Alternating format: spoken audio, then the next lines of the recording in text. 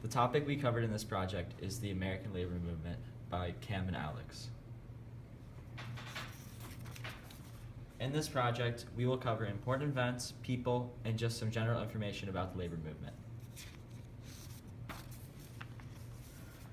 The Great Railroad Strike of 1877 was one of the first major labor strikes in U.S. history.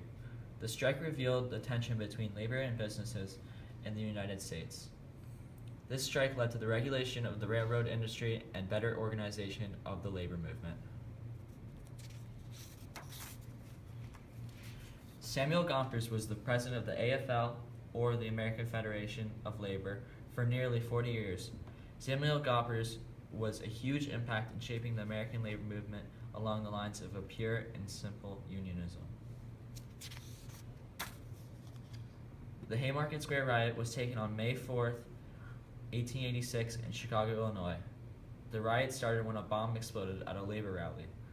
The explosion killed 7 policemen and injured 70 other innocent civilians. At the trial, 8 anarchists were found guilty for instigating the man to throw the bomb. Soon after, 4 of the convicted men were hung and committed suicide in prison.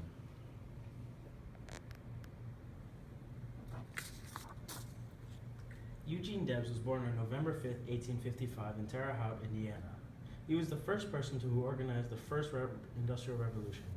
He spent 6 months in jail because he organized one of the bigger strikes, and he had a court order which he did not follow.